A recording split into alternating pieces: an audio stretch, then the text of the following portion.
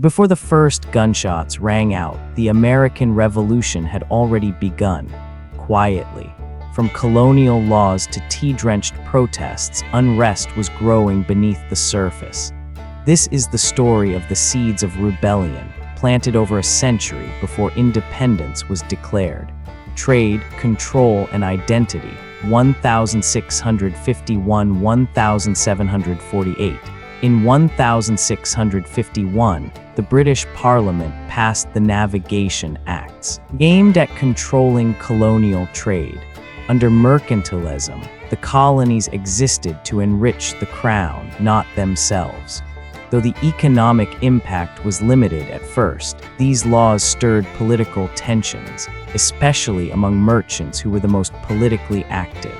Between 1675 and 1678, colonists fought King Philip's War with little help from Britain. Their self-reliance fostered a unique identity, distinct from England. Later, King James Roman II attempted to tighten control by creating the Dominion of New England in 1686. It stripped local democracy and angered colonists. But after the Glorious Revolution in England, colonists overthrew the Dominion in 1689. Throughout the 1700s, Britain imposed more trade regulations, taxing wool, hats, and especially molasses in 1733. Smuggling surged. Bribery and threats against customs officials became common. During the War of Austrian Succession, colonists captured Fort Louisbourg, but Britain gave it back to France in 1748. The colonists felt betrayed, another crack in colonial loyalty. The fallout of empire, 1754–1763. The French and Indian War, 1754–1763, was a turning point. Britain gained French Canada, but the victory came at a huge cost, and colonial contributions were largely overlooked. To avoid future wars, Britain issued the Royal Proclamation of 1763, banning settlement west of the Appalachians. Colonists, especially war veterans, were outraged. Despite treaties with native tribes, the land was slowly opened, but resentment had taken root. Taxes and resistance, 1764–1766. Britain's massive war debt led to new taxes. The Sugar Act, 1764, Currency Act, and then the Stamp Act, 1765, sparked uproar. For the first time, a direct tax was levied on all legal papers, newspapers, even playing cards. Colonists cried out, "No taxation without representation." In October 1765, 9 colonies met at the Stamp Act Congress. Led by men like John Dickinson, they declared that only colonial assemblies had the right to tax them. Groups like the Sons of Liberty used protests, boycotts, and even violence to resist. Benjamin Franklin argued in Parliament that colonists had paid their dues in blood and money. Facing pressure, Parliament repealed the Stamp Act in 1766, but passed the Declaratory Act, claiming full authority over the colonies. The Townshend Acts and Escalation, 1767–1770.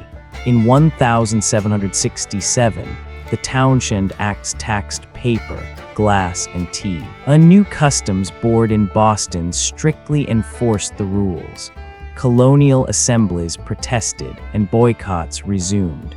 The tension exploded in Boston, where soldiers clashed with angry crowds. On March 5, 1770, British troops fired on civilians in what became known as the Boston Massacre. 5 colonists died. Though most soldiers were acquitted, public opinion turned sharply against Britain. Lord North's new government repealed most townshend taxes, but kept the tea tax, a symbol of Parliament's authority. Underground resistance, 1770–1773, tensions cooled, briefly, but underground networks like the Committees of Correspondence, formed by Samuel Adams, kept resistance alive.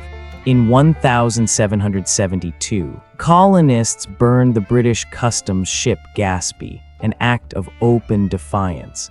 Then came the Tea Act of 1773.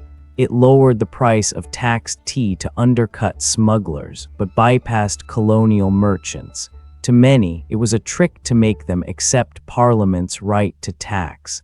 In Boston, Governor Thomas Hutchinson refused to send tea ships back.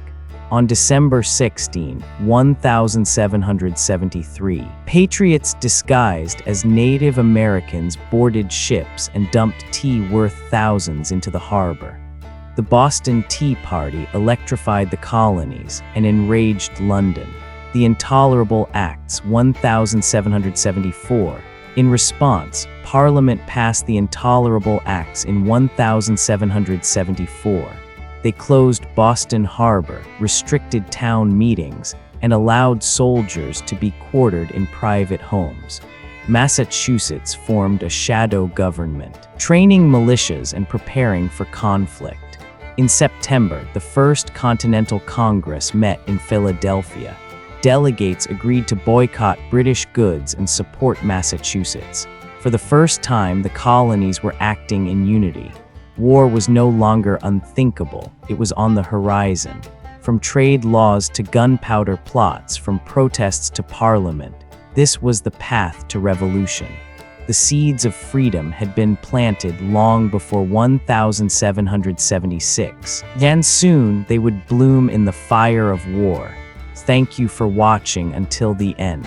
If you found this video helpful, please consider giving it a like and subscribing to the channel for more stories from history.